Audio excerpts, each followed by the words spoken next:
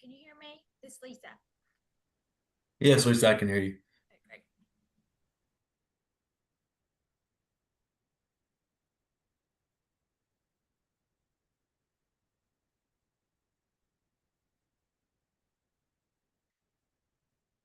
Hi, everybody, and welcome to our fall webinar concerning radiologic technology. We're going to give everyone a few minutes to join us, so if you'll just stand by, we'll get started here in a few minutes. Thank you.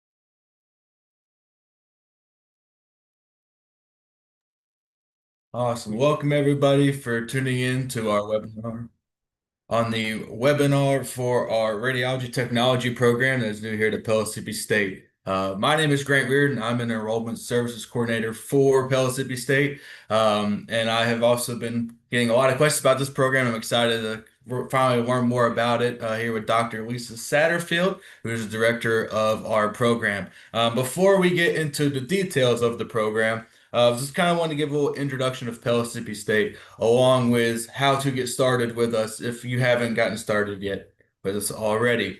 Um, so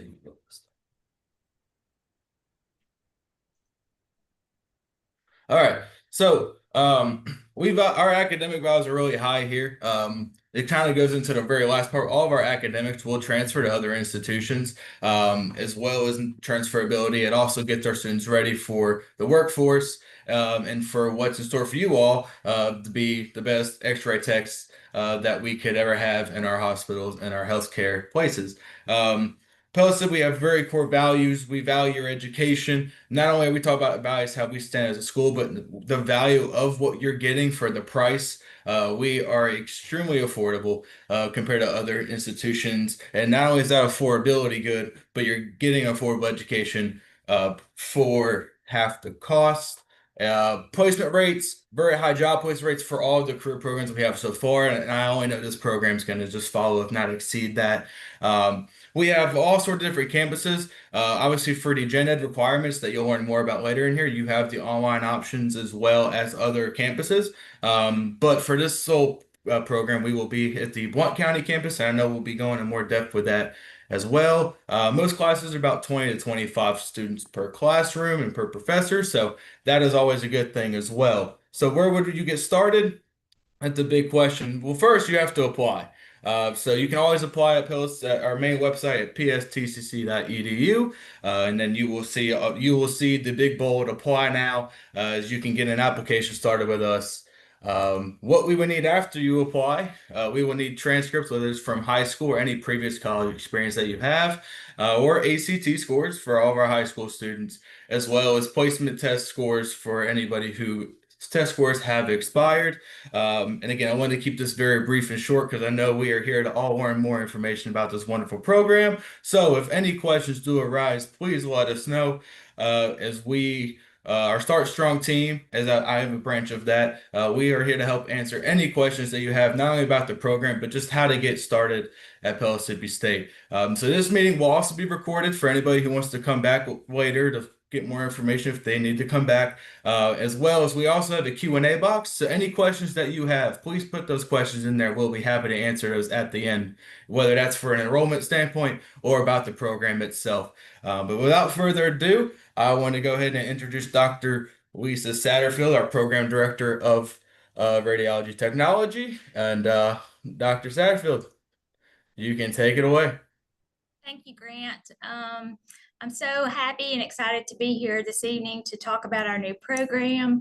My name is Dr. Lisa Satterfield, and Grant, if you'll go to the next slide, please.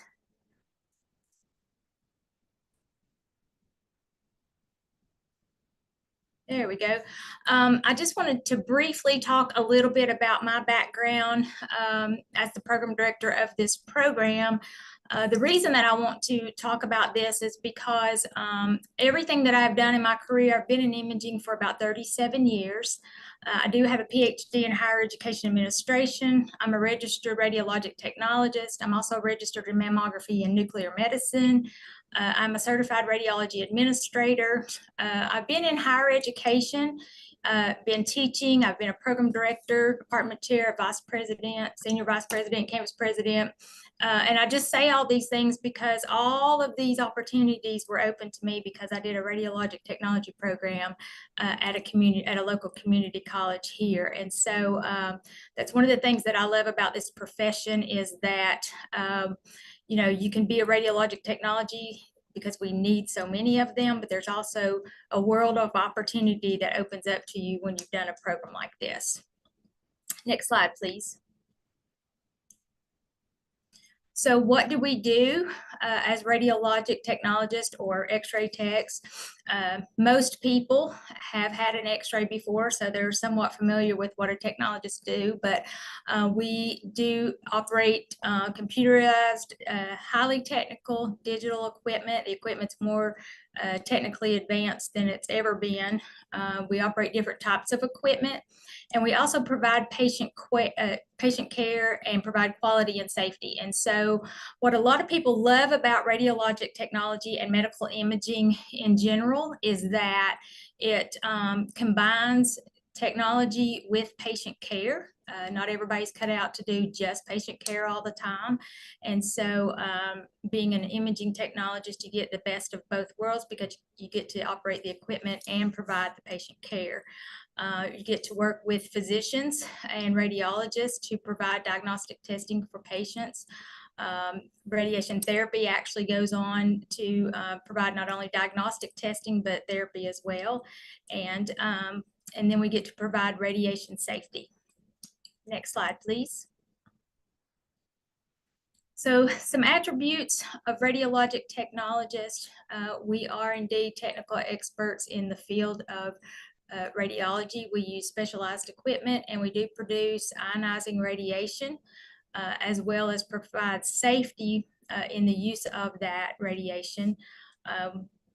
Technologists have to pay attention to detail, must have good interpersonal skills and stamina as well. Next slide. So why is Pellissippi State Community College starting this program? There are a couple of programs already in this area.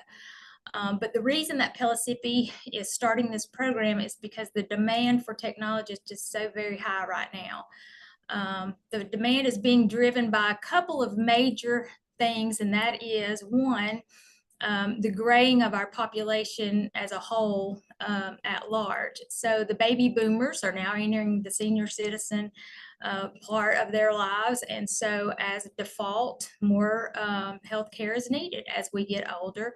So that's driving demand.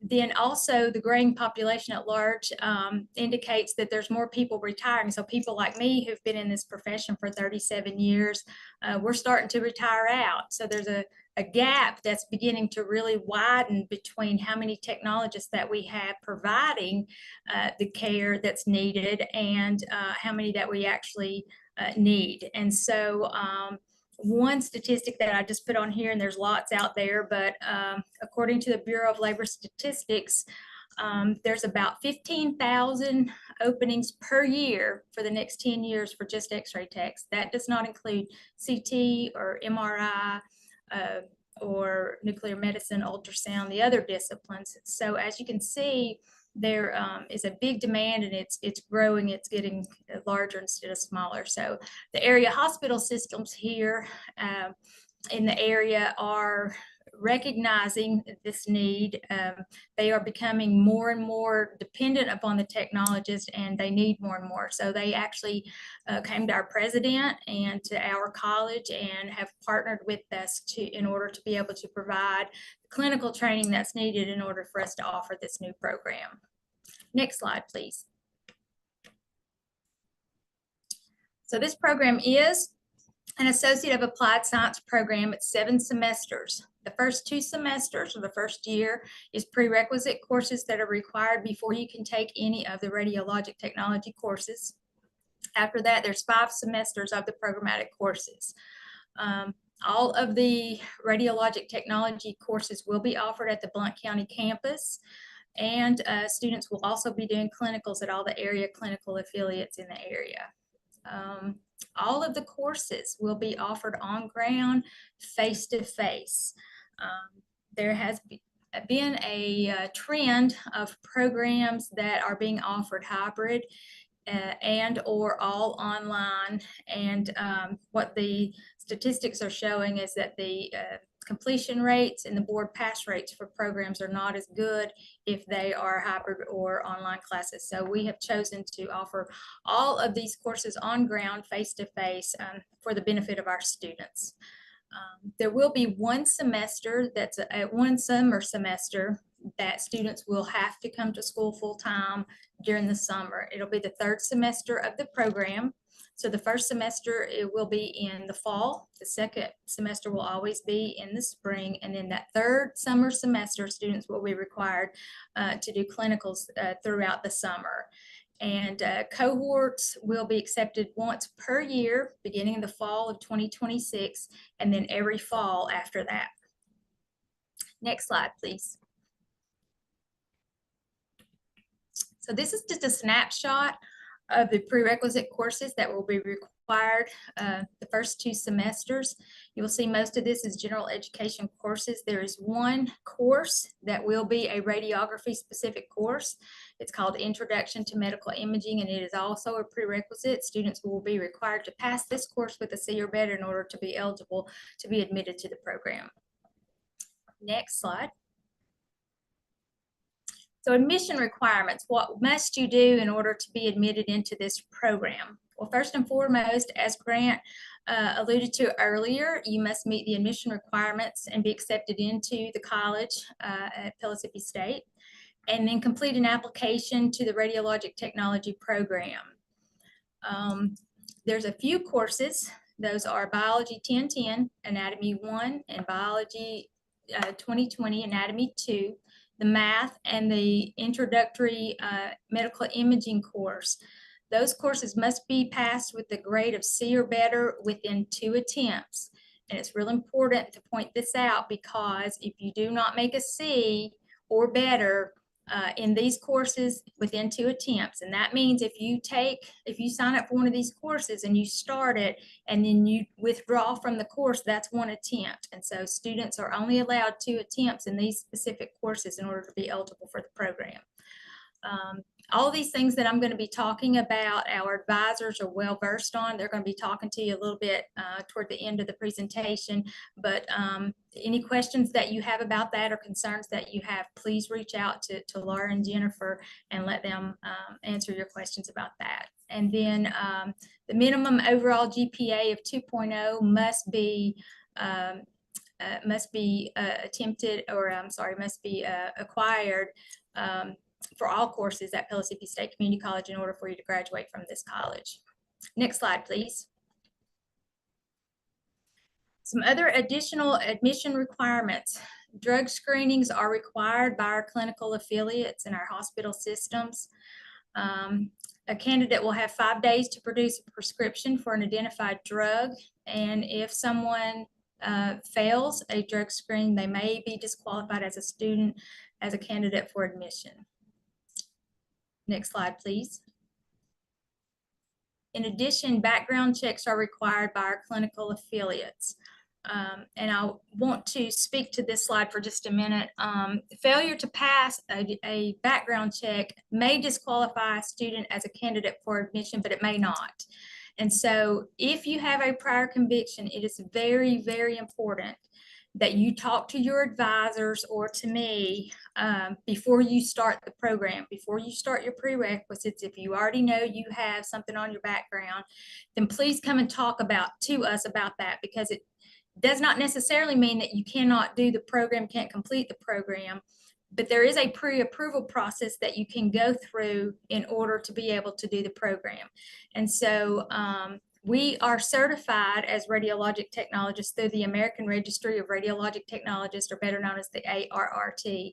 And they have a pre-approval process that we can help you work through in order to make sure that you are cleared to take your certification boards once you complete the program. So again, it doesn't mean you can't do it, but it is vital. I've had students not disclose that to us before, and then they start the program and then something comes back on their background check and they've not done the pre-approval process. And so it can get real muddy. So again, I'm here to help you with the process. Laura and Jennifer are here to help you with the process. And so if you have something that you're concerned about that could come back on a background check, please come talk to us about that.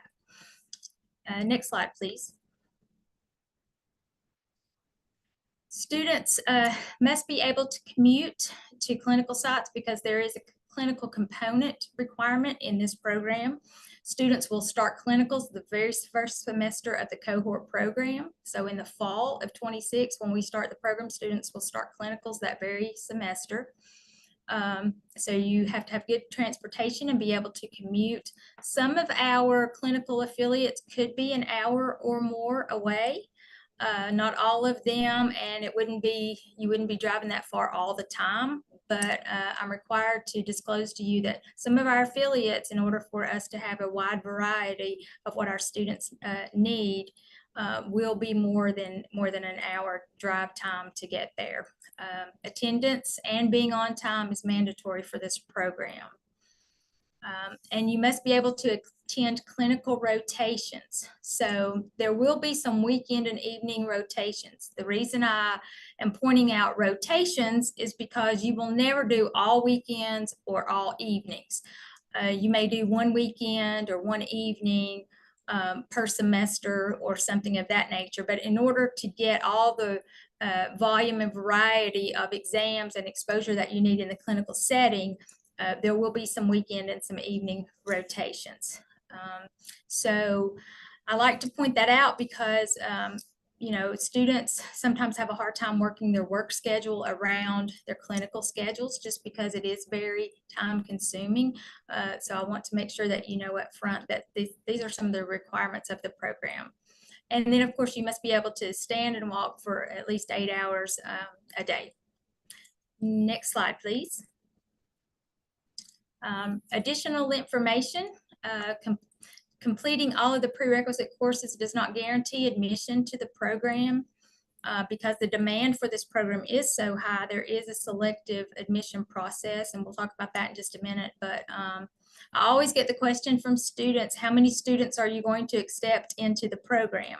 And so clinical capacity dictates how many students that we take into the program. So however many clinical site rotations that I have available to me, that's how many students we will take in the program. So if we have 20 sites, we'll take 20 students. And as I mentioned before, the program will accept one cohort per year in the fall semester every year, and the application deadline will always be May 15th. Again, Laura and Jennifer are the ones that you really need to talk with to make sure that you have everything in order to be able to apply by the May 15th deadline. Next slide, please. So what does that selective admission ranking system look like? Well, really what it is, it's a point system. And so students get points based on grades of the prerequisite courses. And it breaks down like this. A minimum of a GPA of 2.0 of all courses attempted at Pellissippi State is required, as we had said previously. No points are awarded for this criterion, but if you don't have at least a 2.0, you're not eligible for the program. A GPA of the required program prerequisite courses are broken down by points, as you can see here, depending on what your GPA is, depends depends on the number of points that you're awarded for your overall GPA. An overall GPA below 2.5 is not eligible for admission to the program. Next slide, please. In addition to the overall GPA, some of the prerequisite courses are weighted as well. And here's a breakdown of what that looks like, depending on whether you get A, B, C, D, or F in the courses. And then additionally, there's one other way that you can get points added to your ranking, and that is if you have earned a degree previously, and if you have a certification or a licensure in another healthcare field. I've had students who were CNAs do the program before, students who were surg tech. I've had LPN nurses do the program. So you get points if you are licensed in another discipline. Next slide, please. So after graduation, so this is kind of back to what I had talked about previously in my history in medical imaging, but once you graduate from the program, you will be eligible to sit for the ARRT certification examination. Upon passing the certification, you'll be able to use the letters RTR, R stands for radiography, after your signature. But there's a lot of post-primary opportunities, meaning these are other areas that you can go into after you've done the radiography program. Just to name a few of them: CT, MRI, nuclear medicine or molecular imaging, mammography. I've had a lot of students contact me about whether or not we're going to be doing radiation therapy, but that will be an option for you. You must do radiologic technology before you can be a radiation therapist. You can also go into higher education or teaching, like that I did. There's opportunities in sales. There's opportunities in research and forensics. And then there's opportunity to be a traveling technologist. I get ads all the time, text and emails from traveling agencies who employ radiologic technologists to travel all over this country to do x-ray in different areas, and the pay for that is really, really good. So that's yet another opportunity that is open to students who complete the program. Next slide, please. So what is the salary for radiologic technologist? The range is pretty wide across the country. The lowest 10% earns about $53,000, and the highest 10% earns about $107,000. The median pays are right around $78,000, and everybody else is kind of in between those highs and lows there. I always have students ask me, where will I make $106,000 or $107,000? And two things really drive that: the location and the demand of the location. So places like California, where the cost of living is really, really high; New York, where the cost of living is high; the Northeast typically have higher ranges because the cost of living is higher up there. Florida always has a big demand, so their pay in Florida is usually a lot higher. Again, the median pay is right about $78,000. That's for an associate degree entry-level technologist, and that equates to about $37 an hour. Next slide, please.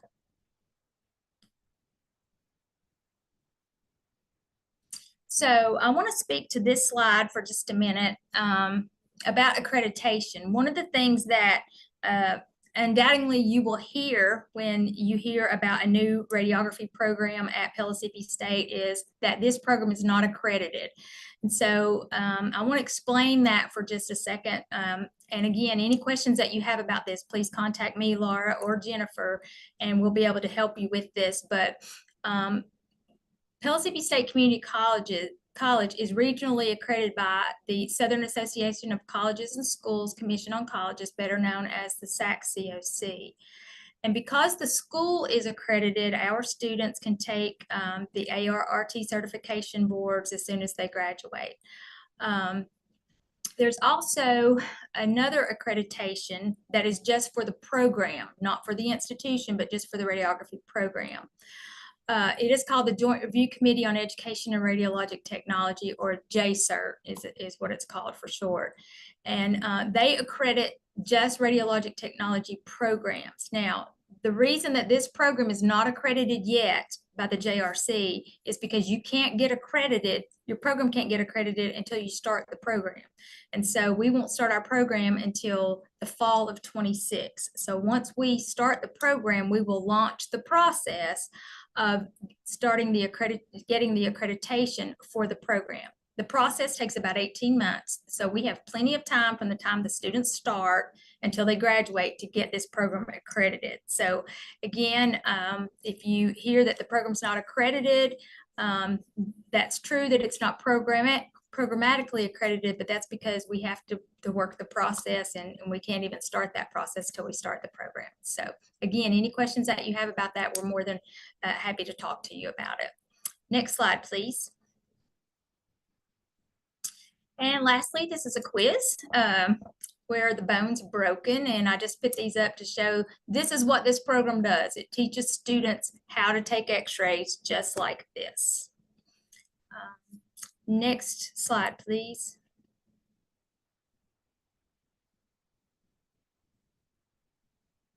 And I love this slide. I did it and you can too. I love this slide because again, as I alluded to earlier, this is what I've done my whole career life. I became a radiologic technologist right straight out of high school, 18 years old. And so I know if I did it, that you can do it too. And we're here to help you do that. So next slide. I'm happy to answer any questions that you have. At this time, though, I want to turn it over to Laura Grosick and Jennifer Strader, and they are our wonderful, amazing advisors, and they are your new best friends. And so I'm going to let them talk with you about some of the process and what they're here for as well. So my name is Laura Grosick. I work with students kind of in that pre-process. So before you get to Dr. Satterfield and taking all of those exciting radiologic classes, you need to work on those prereqs. And that's kind of where we come in and help you make sure to guide you in that correctly. So the process kind of for this, if you're interested, is to apply to the college.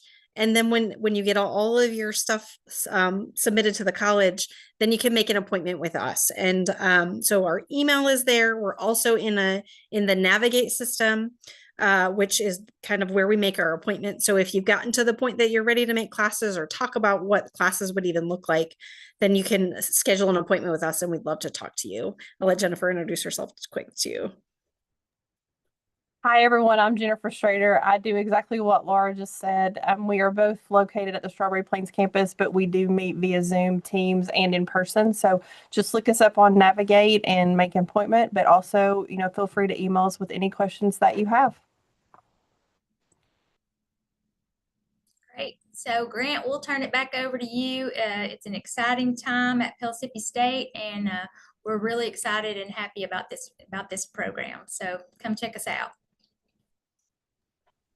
Awesome. Great presentations. We have a couple questions. I was going to read them out loud and then kind of leave it up to any one of you three to kind of shoot an answer to that, and we can go from there. So the first question that we have is, when can we register for the imaging prerequisite class? It wasn't an option this semester. It should be offered now. Like it's in the spring, but it is a closed class. You do need to meet with an advisor, with Jennifer or I, before you can get into it. So we just want to make sure we're putting the right people in that class. So schedule an appointment with us, and we're happy to put you in it if you're ready. Yeah.